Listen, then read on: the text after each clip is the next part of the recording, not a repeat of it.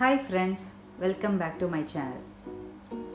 இப்போது பார்த்தீங்கன்னா நான் வந்து ராஜ்மா கொஞ்சம் எடுத்திருக்கேன், நிலக்கடலை, இது கிரீன் கிராம் பாசிப்பருப்பு, இது கொள்ளு, இது கடலைப்பருப்பு, மூக்கடலை, இது ஒயிட் மூக்கடலை. இதெல்லாம் எதுக்கு எடுத்திருக்கேன்னு பார்த்தீங்கன்னா ஒன்றும் இல்லைங்க, ஜஸ்ட்டு ஊற வச்சுட்டு எப்படி ஃப்ரிட்ஜில் ஸ்டோர் பண்ணுறதுன்னு காமிக்க போகிறேன்.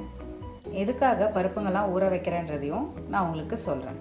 இப்போ வந்து பருப்பு எல்லாத்துக்கும் நான் தண்ணி ஊற்றி ஊற வைக்க போகிறேன். நைட்டு ஃபுல்லாக ஊறட்டும், நம்ம மறுநாள் காலையில் ஃப்ரிட்ஜில் எடுத்து வச்சிடலாம்.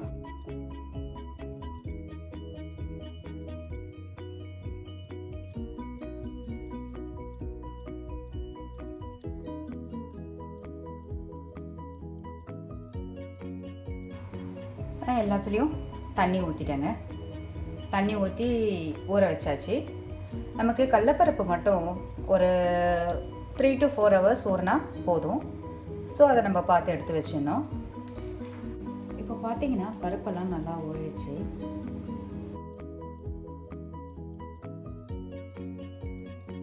நான் 1 time வந்து ரின்ஸ் பண்ணியிருக்கேன், ரின்ஸ் பண்ணி எடுத்து வச்சுருக்கேன்.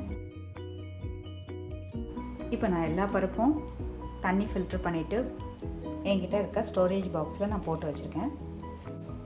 இப்போ இந்த மாதிரி ஸ்டோர் பண்ணி வச்சிடுறதுனால நீங்கள் எப்போ உங்களுக்கு எது சாப்பிட்ணுன்னு தோணுதோ அந்த ஐட்டம் எடுத்து நம்ம சமைச்சிக்கலாம்.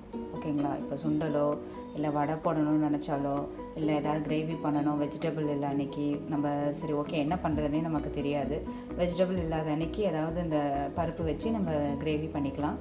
இப்போ நீங்கள் இந்த மாதிரி ஸ்டோர் பண்ணி வச்சிட்டிங்கன்னா உங்களுக்கு ஒரு சாய்ஸஸ் இருக்கும் குக்கிங்கில். ஸோ ஈஸியாக எடுத்து எது தேவையோ நீங்கள் அது பண்ணிக்கலாம். நான் வந்து உங்களுக்கு ஒரு எக்ஸாம்பிள் காமிக்கிறேன். இது வந்து க்ரீன் பீஸ் நான் ஊற வச்சு ஃப்ரீசரில் வச்சுருக்கேன். இது வந்து நேற்று கடலைப்பருப்பும் வந்து இப்போ ஃப்ரீசரில் வச்சது தான். இப்போ பார்த்தீங்கன்னா நம்ம குக் பண்ணுறதுக்கு ஒரு ½ hour முன்னாடியோ இல்லை 1 hour முன்னாடியோ எடுத்து வச்சிட்டிங்கன்னா போதும். அதில் கொஞ்சம் தண்ணி ஊற்றுனீங்கன்னா கூட அது லூஸாக புரிஞ்சிடும். நீங்கள் வந்து அதை நீங்கள் என்ன பண்ணணுமோ, வடை பண்ணணும்னா வடையோ வடைகறியோ இல்லை சுண்டலோ வாட்டெவர் உங்களுக்கு எது தேவையோ அதை நீங்கள் குக் பண்ணிக்கலாம். இதே மாதிரி க்ரீன் பீஸ் வந்து நம்ம டக்குன்னு எடுத்து காயில் இல்லை வெஜ் பிரியாணி பண்ணுறதுக்கு யூஸ் பண்ணிக்கலாம். இந்த மாதிரி நீங்கள் ட்ரை பண்ணி பாருங்கள், இது உங்களுக்கு யூஸ்ஃபுல்லாக இருக்கும் நான் நம்புகிறேன்.